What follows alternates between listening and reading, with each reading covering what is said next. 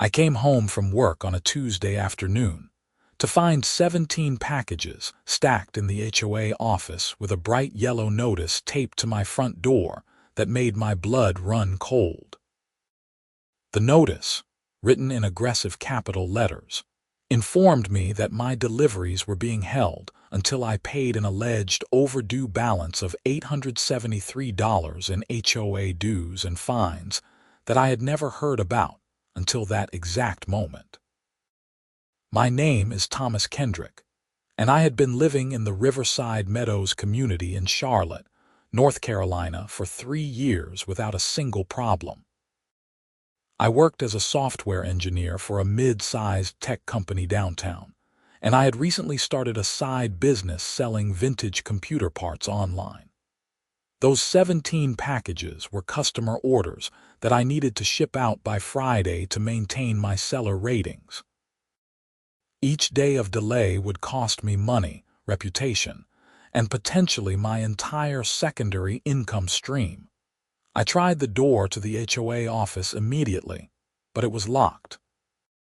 The hours posted on the door said the office was open Monday through Friday from 9 to 5, but it was only 3:30 in the afternoon.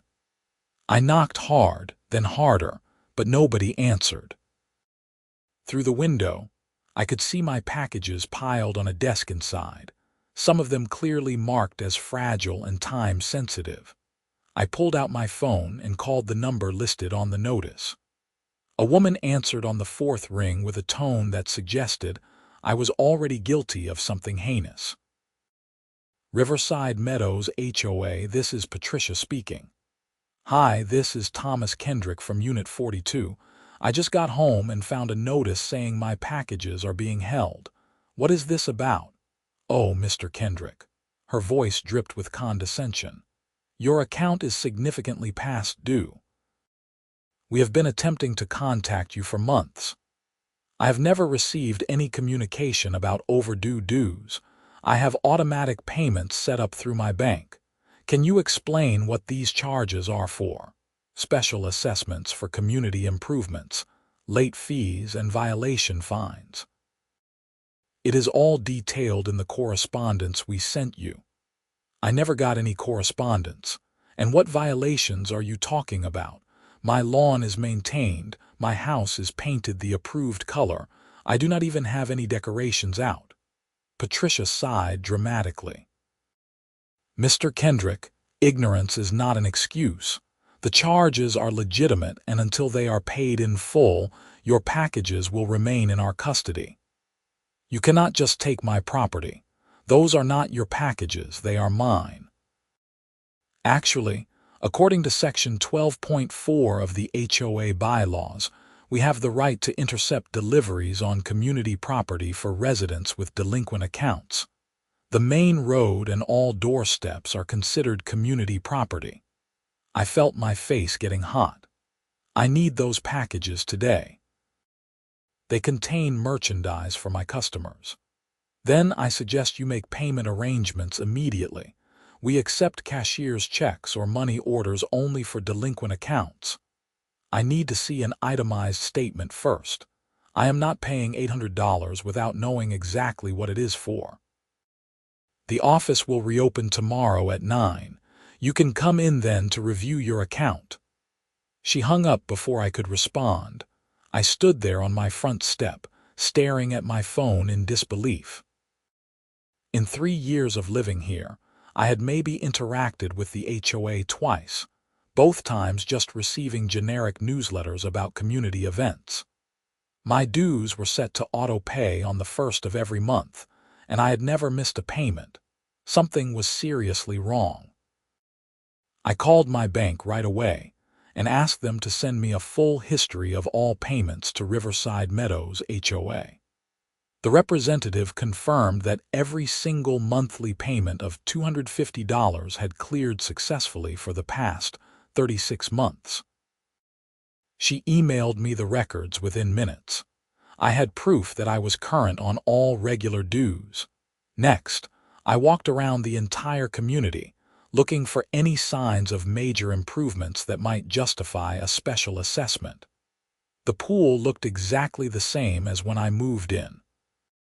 The clubhouse was unchanged. The landscaping was maintained at the same basic level it had always been. I could not identify a single upgrade or improvement that would cost the community enough money to justify nearly $900 per household. By the time the sun started setting, I was furious and anxious in equal measure. I drove to a FedEx office and printed out all my bank statements, then headed home to research North Carolina HOA laws late into the night. What I found was disturbing. While HOAs did have significant power, they were still bound by state statutes. They could not simply confiscate personal property without following proper legal procedures. They certainly could not hold mail or packages hostage. The next morning, I called into work and told my boss I had an emergency to deal with.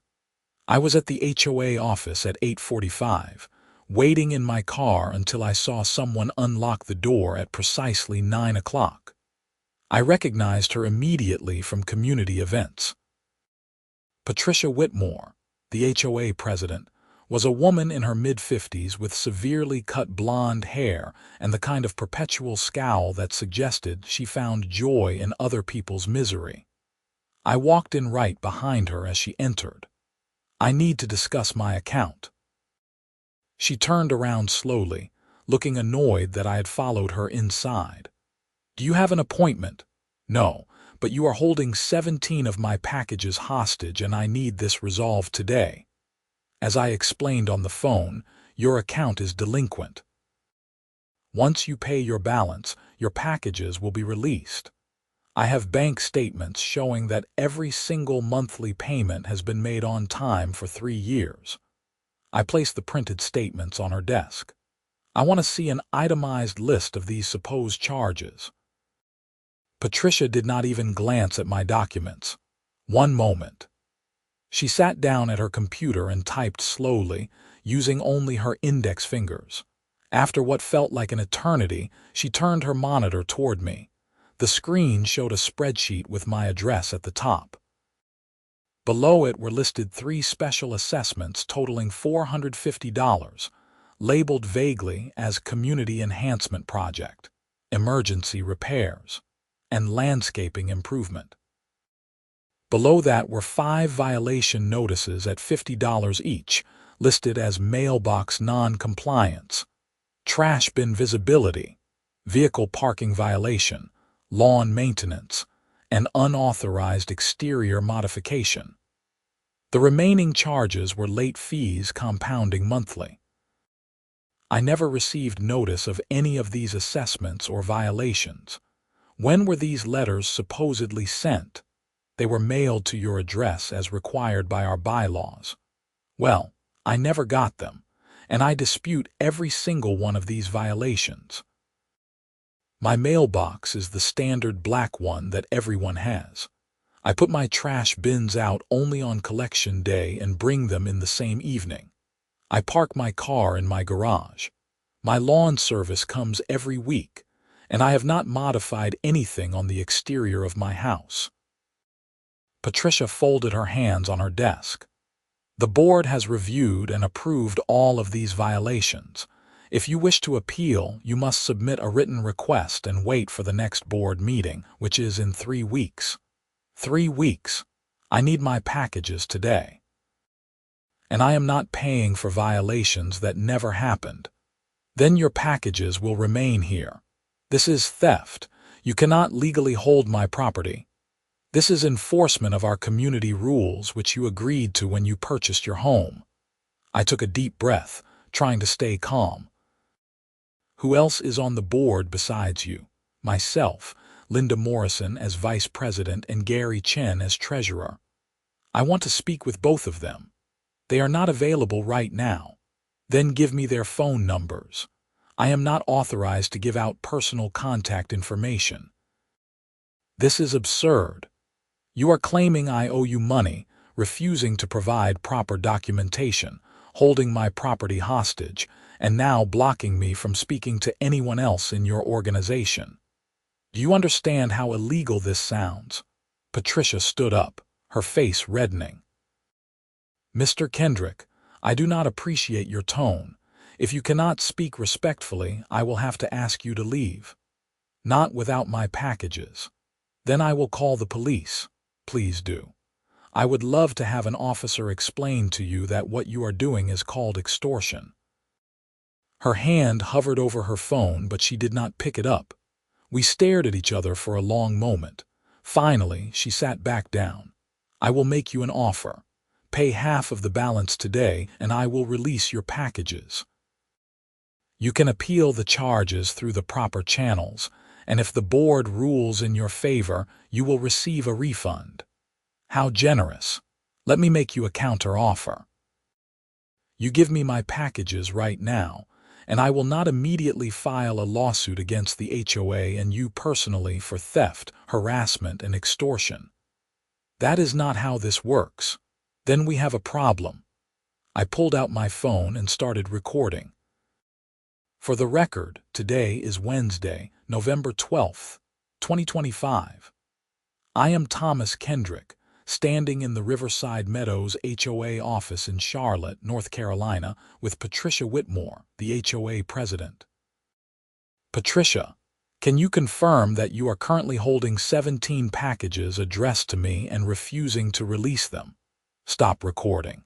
You cannot record me without permission.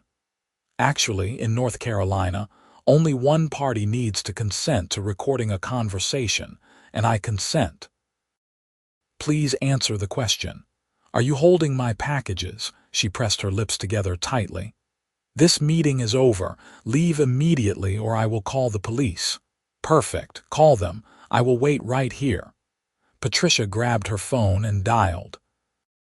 I kept recording as she spoke to the dispatcher, explaining that there was a threatening individual refusing to leave the HOA office. I stayed calm and kept my hands visible, standing near the door. 2 officers arrived within 10 minutes. They were both polite and professional. Patricia immediately launched into a dramatic explanation about how I had barged into the office making threats and demands. Officers, I am happy to explain my side, I said calmly. I came home yesterday to find that the HOA had intercepted my packages and is refusing to return them unless I pay them $900 in disputed charges. I have bank statements proving I am current on all my regular dues. They will not provide proper documentation of these charges, and they will not allow me to appeal before withholding my property. I believe this constitutes theft. The older of the 2 officers, whose name tag read Martinez, looked at Patricia. Madam, are you holding this gentleman's packages? The HOA is exercising its legal right to enforce payment of delinquent dues. Where are the packages now? Patricia pointed to my packages, still piled on the desk behind her. Officer Martinez walked over and examined them. These are all addressed to Thomas Kendrick at Unit 42. How did you obtain them? They were delivered to the community, and we intercepted them according to our bylaws. Did you receive these from the Postal Service directly? The delivery drivers left them at various locations. We collected them. The officer looked at his partner, then back at Patricia.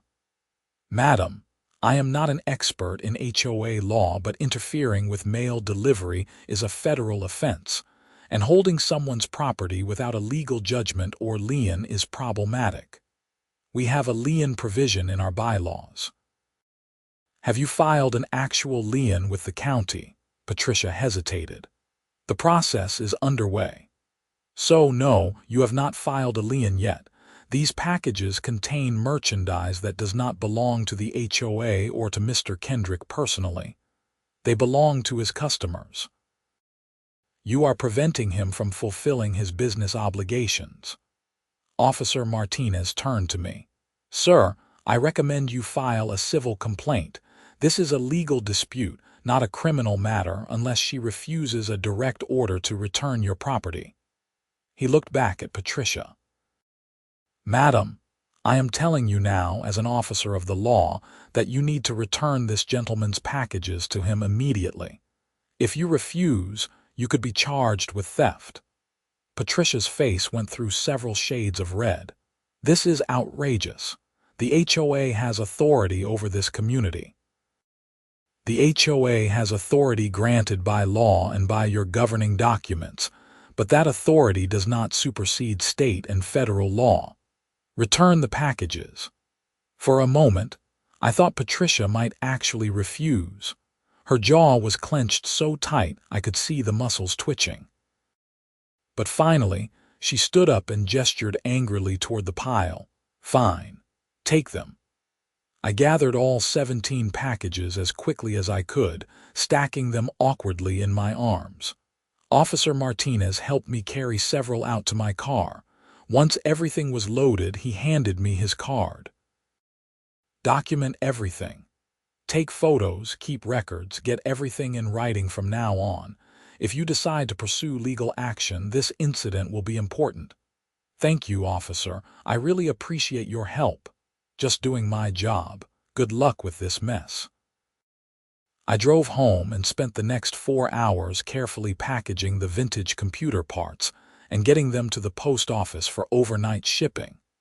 It cost me an extra $180 to maintain my promised delivery times, but I could not afford negative reviews. By the time I finished, it was mid-afternoon and I was exhausted. That evening, I sat down and started making phone calls to my neighbors. I called every number I could find in the community directory. Out of 42 households, I managed to reach 18 people. Every single one of them had stories about Patricia and the HOA board. Apparently, this was not the first time they had engaged in questionable behavior. My neighbor directly across the street, an elderly man named Walter, told me that Patricia had fined him $300 last year for having unauthorized holiday decorations when he put up a simple wreath on his door in December. Another neighbor, a young couple named Sarah and Mike, had been fined repeatedly for their car being improperly parked, even though it was in their own driveway. A single mother 2 streets over had been charged a special assessment of $600 with only 2 weeks' notice, forcing her to put it on a credit card. The pattern was clear. Patricia and her board were using fines and assessments as a revenue generation scheme, targeting people seemingly at random and making it difficult to appeal. The more I heard, the angrier I got. I spent the next 2 days researching attorneys who specialized in HOA disputes. I found a lawyer named Jennifer Paxton who had excellent reviews and had successfully sued several abusive HOAs in North Carolina. Her consultation fee was $200, but after hearing my story over the phone, she agreed to meet with me for free. Her office was in downtown Charlotte, in a modern building with a nice view of the city. Jennifer was probably in her early 40s, sharply dressed, with red hair pulled back in a professional bun. She listened to my entire story without interrupting, taking notes on a legal pad. When I finished, she leaned back in her chair and smiled. "This is one of the clearest cases of HOA abuse I have seen in years. They made several critical mistakes." "What kind of mistakes?" "First, they cannot hold your packages hostage. That is not legally defensible under any interpretation of HOA authority. Second, if they wanted to place a lien on your property for unpaid dues, they have to follow a specific legal process, including proper notice and opportunity to cure. Third, they cannot charge you for violations without providing proper notice and opportunity to appeal before the fines take effect. Fourth, special assessments above a certain threshold require a vote of the membership. Did you ever receive notice of a community vote? Never. I have received maybe 4 pieces of mail from the HOA in 3 years, all of them generic newsletters. You have those newsletters. I think I kept a couple of them. Good, Bring me everything you have. Every piece of paper, every email, every text message related to the HOA. I also want you to write down a detailed timeline of everything that has happened, including dates and times. And I need you to do something else. I want you to request, in writing, a full accounting of all HOA finances for the past 3 years. Under North Carolina law, homeowners have the right to inspect HOA records. They will never give me that information. If they refuse, that actually helps our case, but we have to ask properly first. She opened a drawer and pulled out a form. Use this template. Send it certified mail, return receipt requested. Give them the legally required 10 business days to respond. When they ignore it or refuse, we will have another violation to add to the lawsuit. You think we should sue them? I think you have an excellent case. But more than that, I think this HOA needs to be stopped. If they are doing this to you, they are doing it to others. We might be able to file a class action. The idea excited me and terrified me in equal measure. How much would this cost? For a case this strong, I would be willing to work on contingency. That means you do not pay me unless we win, and then I take a percentage of the award. Usually 33%. But I would need a small retainer to cover filing fees and costs, maybe $1,500. I thought about it for approximately 10 seconds. Let's do it. Over the next week, I put together the most comprehensive documentation package I had ever assembled. I found 3 old HOA newsletters in a drawer, proving how infrequently they actually communicated with residents. I had 3 years of bank statements showing every successful payment. I had photos of my property from multiple angles showing that there were no violations. I had the recording of my conversation with Patricia. I had the police report from when Officers Martinez responded to the HOA office. I also sent the certified letter requesting financial records. Patricia signed for it on a Monday morning. The 10 business day clock started ticking. Meanwhile, I started connecting with other residents who had been victimized by the board. I created a private Facebook group and invited everyone I had spoken to. Within 3 days, we had 28 members. The stories they shared were infuriating. Patricia and her board had been systematically abusing their authority for at least 2 years, maybe longer. One resident, an engineer named Robert, had actually done some investigating of his own. He discovered that one of the special assessments had supposedly been for repairing the community pool filtration system. But Robert had friends in the pool service industry, and he confirmed that no major repair work had been done. The pool company that serviced Riverside Meadows told him they had only performed routine maintenance. Another resident had noticed that Patricia's house had gotten a brand new roof last year, despite the fact that her house was not noticeably older or more damaged than others in the community. Several people wondered aloud if HOA funds had been misappropriated. On the 11th business day after my records request, I had received no response from the HOA. I called Jennifer to let her know. "Perfect," she said. "That is another violation. How many people do you have in your Facebook group now?" 32. "Excellent. I want to meet with all of them." "Can you organize a meeting somewhere neutral, maybe at a restaurant or community center outside your HOA?" I booked a meeting room at the public library for the following Saturday morning. 41 people showed up, including some residents I had not even contacted. Word was spreading. Jennifer attended and gave a presentation about HOA law, residents' rights, and the potential for a class action lawsuit. "Here is what I am proposing," she said. "We file a lawsuit against the HOA board members personally and against the HOA as an organization. We allege breach of fiduciary duty, harassment, extortion, and misappropriation of funds.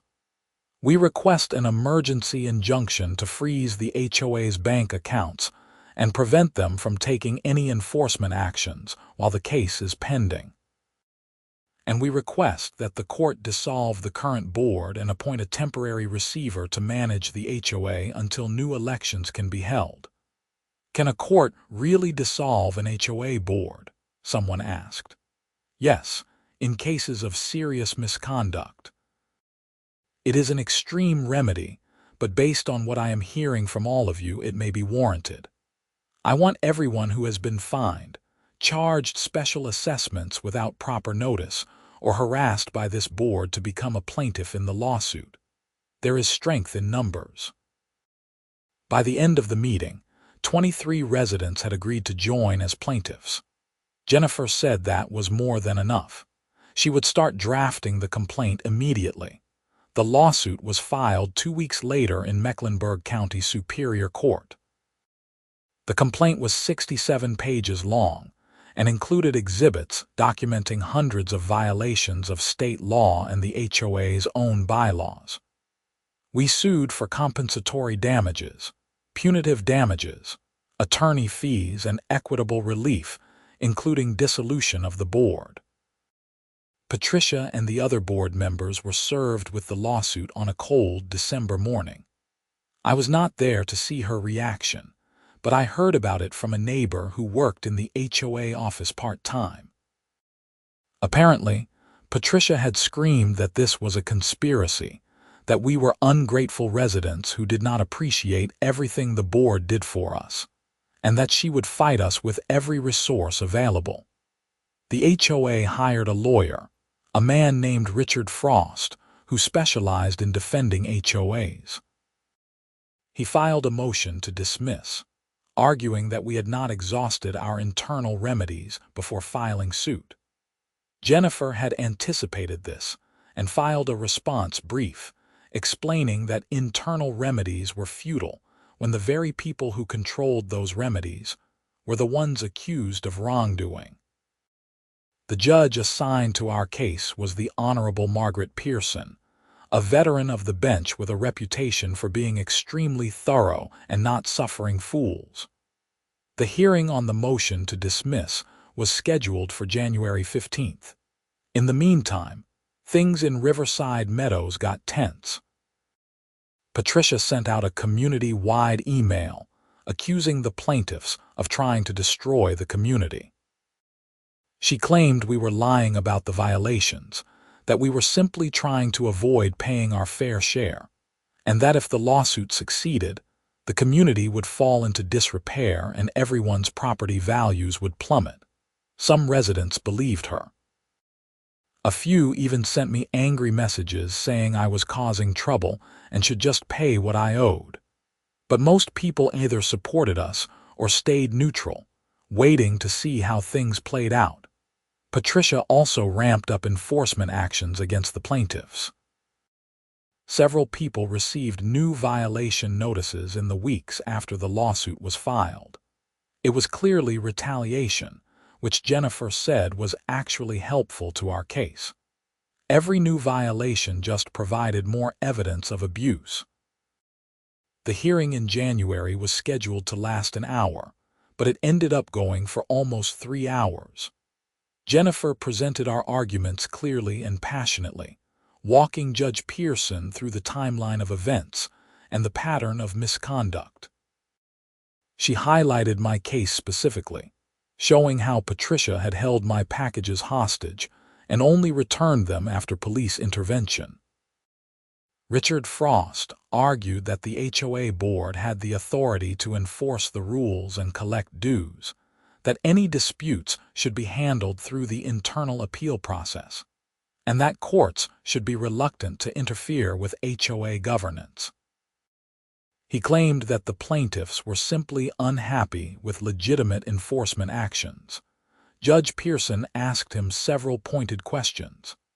"Counselor, how do you explain the HOA's failure to provide financial records when properly requested under state law?" "Your Honor, the board believed the request was overly broad and burdensome." The statute does not provide an exception for burdensome requests. It requires disclosure within a reasonable time. Has the HOA provided any financial records to Mr. Kendrick? Not to my knowledge, Your Honor, but we are prepared to do so now. A bit late for that, is it not? What about the allegations that special assessments were charged without a membership vote? Your Honor, the board has authority to levy special assessments up to a certain amount under the bylaws. What amount? Frost flipped through his papers. I believe it is up to $300 per household per year without a vote. And how much was assessed in total over the past 2 years? I do not have that exact figure in front of me, Your Honor. Your Honor, Jennifer interjected. Our investigation has revealed that over $200,000 in special assessments were charged to the community over the past 2 years, with no membership votes and minimal documentation of how the money was spent. Judge Pearson raised her eyebrows. $200,000 in a community of 42 households. That is almost $5,000 per household. Exactly, Your Honor, and we have found no evidence of improvements or repairs that would justify that amount. Your Honor, I object to these unsupported allegations, Frost said. The plaintiffs have not proven that the money was misappropriated. That is what discovery is for, Counselor, but I am troubled by what I am hearing. The motion to dismiss is denied. This case will proceed. Furthermore, I am inclined to grant the plaintiff's request for a preliminary injunction. The HOA Board is hereby enjoined from taking any enforcement actions against any homeowner, imposing any new fines or assessments, or spending any HOA funds except for routine maintenance and utilities until further order of this court. Additionally, the board must provide full financial records to the plaintiffs within 5 business days. We will reconvene in 30 days for a status conference. It was a huge victory. Jennifer was thrilled. As we left the courthouse, she told me that getting an injunction this quickly was rare, and indicated that the judge thought we had a very strong case. Patricia, meanwhile, looked like she had been slapped. She stood in the hallway outside the courtroom, red-faced, arguing with her lawyer. I could not hear what they were saying, but it was clear she was not happy. Over the next week, the HOA finally produced its financial records. Jennifer hired a forensic accountant to review them. What he found was worse than we had imagined.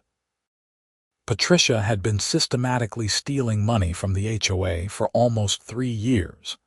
She had created fake vendor invoices for services that were never performed. She had paid herself an unauthorized management fee of $1,500 per month. She had used the HOA credit card for personal expenses, including dinners, shopping, and even a vacation to Florida. In total, the accountant estimated that Patricia had embezzled over $90,000.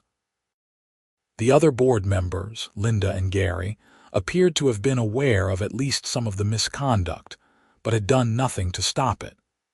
Linda had received several unauthorized payments as well, though not to the same extent as Patricia. Jennifer immediately filed an amended complaint adding allegations of fraud and embezzlement. She also contacted the local district attorney's office to report the suspected crimes. The DA took the case seriously. Within a week, detectives interviewed several of the plaintiffs, including me. I told them everything I knew and provided copies of all my documentation. The detective, a woman named Sandra Harris, said they were building a criminal case against Patricia and possibly the other board members. The status conference in February was explosive. Judge Pearson had reviewed the financial records and the forensic accountant's report. She did not hide her anger. This is one of the most egregious cases of fiduciary misconduct I have encountered in my career, she said from the bench. Mrs. Whitmore, You were entrusted with your neighbor's money, and you treated the HOA like your personal piggy bank. The evidence suggests you stole nearly $100,000. Patricia stood next to her lawyer, pale and silent.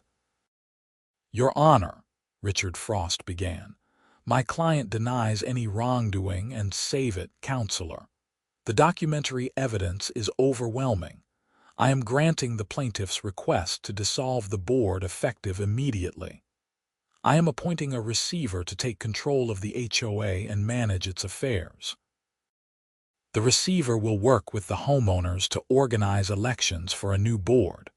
Furthermore, I am ordering Mrs. Whitmore, Mrs. Morrison, and Mr. Chen to personally reimburse the HOA for all misappropriated funds within 90 days, or face contempt charges. Your Honor, my client does not have the resources to pay back that amount, Frost said. Then she should have thought about that before she stole the money. She can liquidate assets, take out loans, or face the consequences. I am also awarding the plaintiffs their attorney fees to be paid personally by the individual board members. Do you have a figure, Miss Paxton? Yes, Your Honor. Our fees and costs to date total $42,000. Patricia audibly gasped. So ordered. The former board members are jointly and severally liable for $42,000 in attorney fees. Now, as to the individual claims for damages, I am ordering the HOA to refund all improper fines and assessments to the plaintiffs. Mr. Kendrick, you alleged damages of $873 in improper charges plus $180 in additional shipping costs you incurred due to the package detention. Is that correct? I stood up. Yes, Your Honor. The HOA shall pay you $1,053. Each of the other plaintiffs will receive refunds of their improper charges as well. The receiver will calculate the amounts and issue checks within 30 days. She went through each plaintiff's case, ordering refunds totaling over $38,000. Finally, she addressed the issue of punitive damages. The conduct of the former board members was not merely negligent or misguided. It was intentional, malicious, and criminal.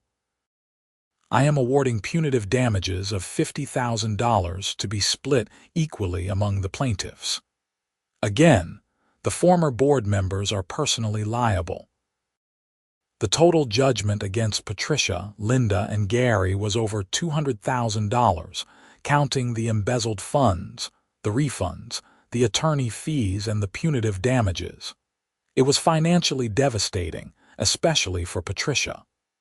One more thing, Judge Pearson said. Mrs. Whitmore, holding Mr. Kendrick's packages hostage and demanding payment before releasing them, meets the legal definition of extortion under North Carolina law. I am referring this matter to the district attorney for potential criminal prosecution. This court is adjourned. The courtroom buzzed with shocked whispers. Jennifer turned to me with a huge smile. We won. We actually won everything. I was almost in shock myself. It felt surreal. 3 months ago, I had just been trying to get my packages back. Now, the entire HOA board had been dissolved, found liable for massive damages, and referred for criminal prosecution.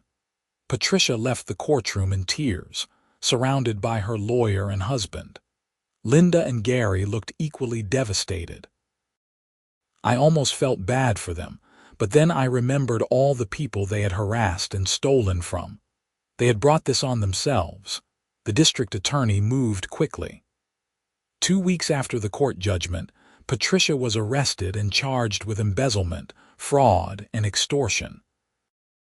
Linda and Gary were charged as accessories. The local news covered the story, and it became something of a sensation. The headline in the Charlotte Observer read, HOA president accused of stealing $90,000 from neighbors. The criminal trial took place over the summer. I was called as a witness and testified about the package incident and everything that followed. The prosecutor used my recorded conversation with Patricia as evidence of extortion. Other residents testified about the pattern of harassment and improper fines. Patricia's defense was weak. Her lawyer tried to argue that she had simply made accounting mistakes and that the board had believed they were acting within their authority. But the evidence was overwhelming. The jury deliberated for less than 4 hours before returning guilty verdicts on all counts. Patricia was sentenced to 5 years in prison, with eligibility for parole after 2 years. Linda received 2 years of probation and 500 hours of community service.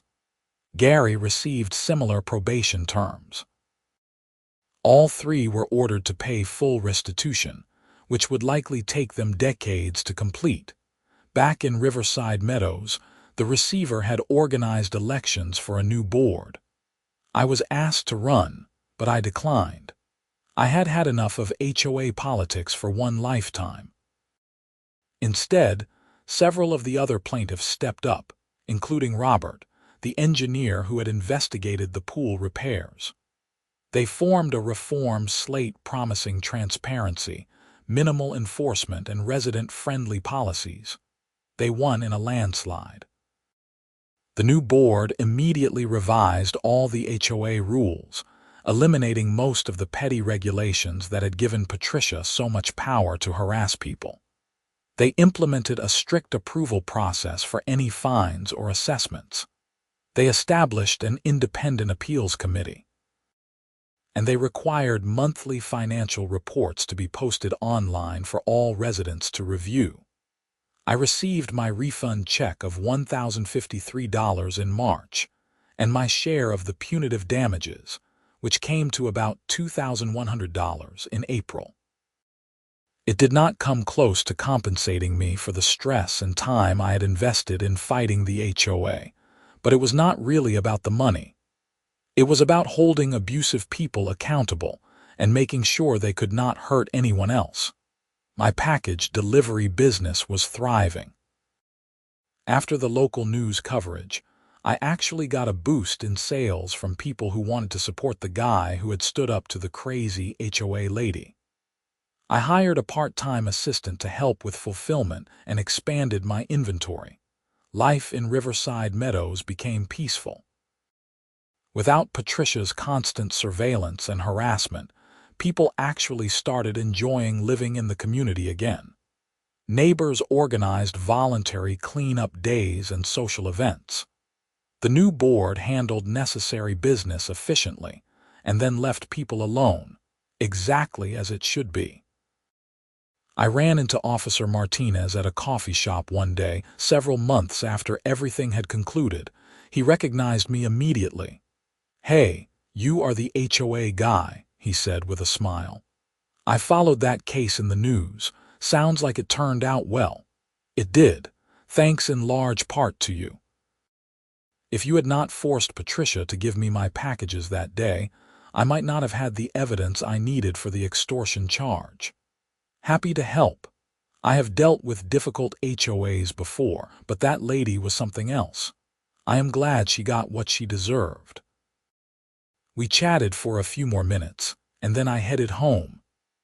As I pulled into my driveway, I saw a delivery truck dropping off a package at my front door, right where it belonged. No interception, no hostage situation, no drama, just normal life in a normal neighborhood. That evening, I attended a community barbecue that the new board had organized. Nearly every household was represented.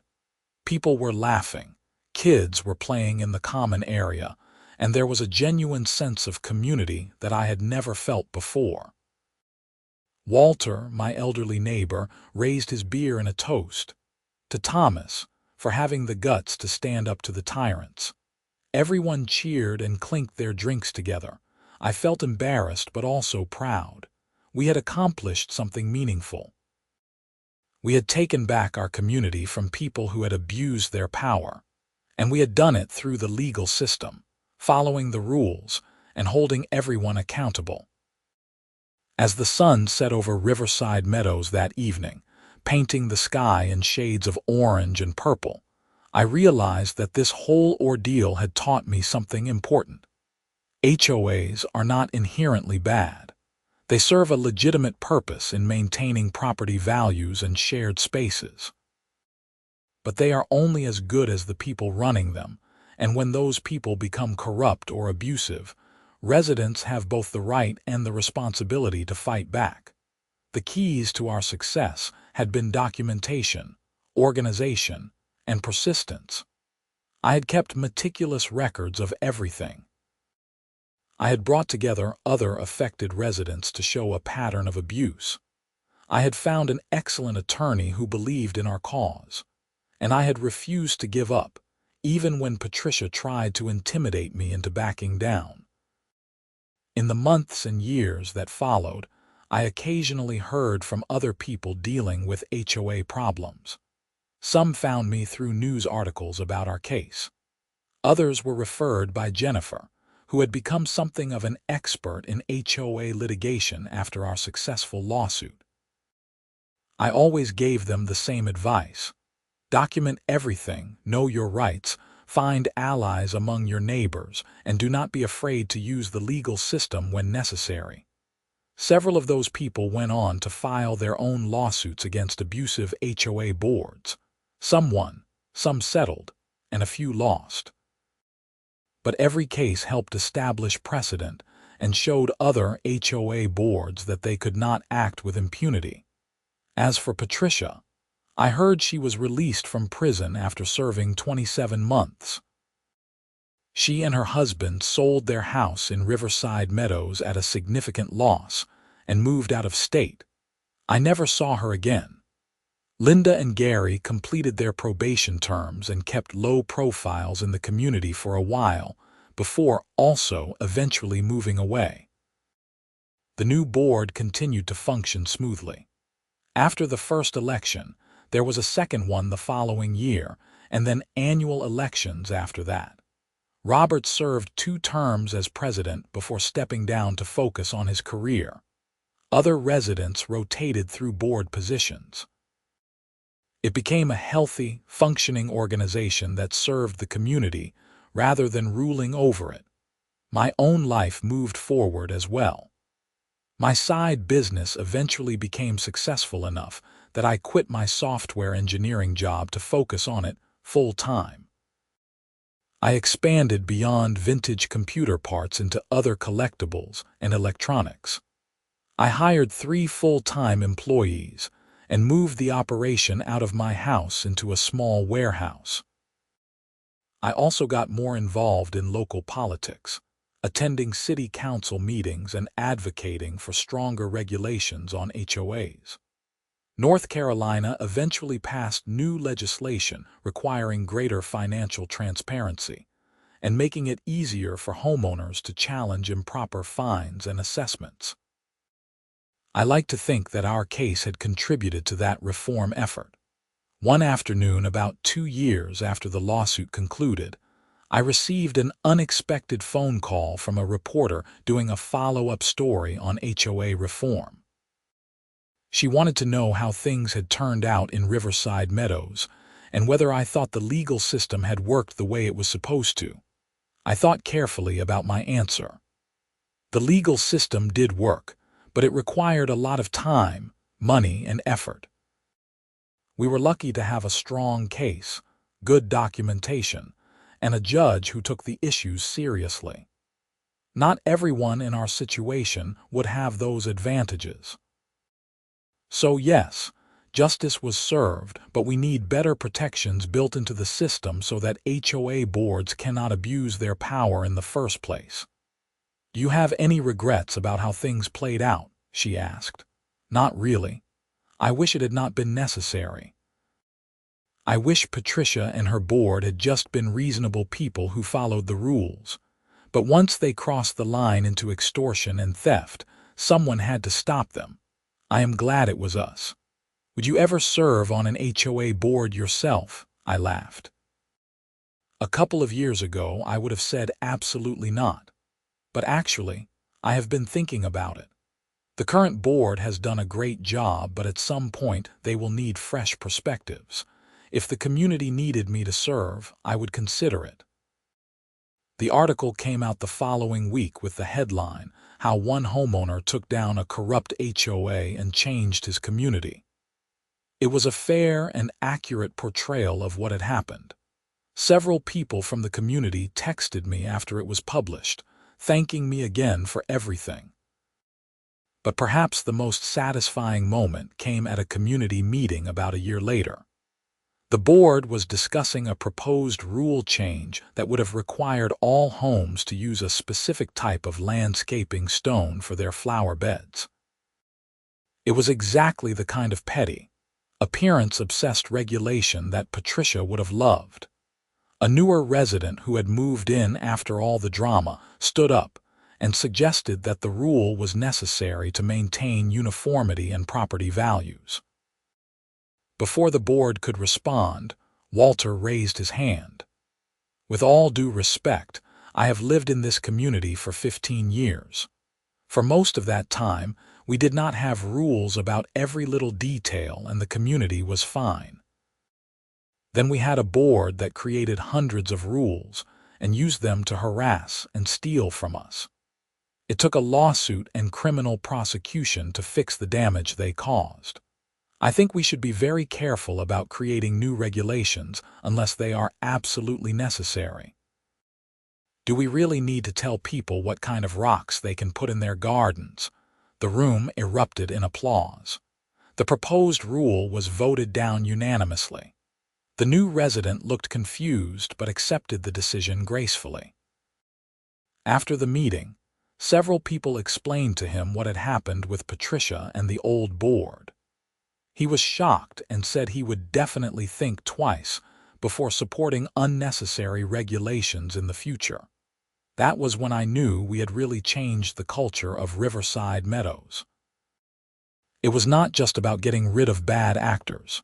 It was about creating a community where people understood the value of freedom, privacy, and mutual respect.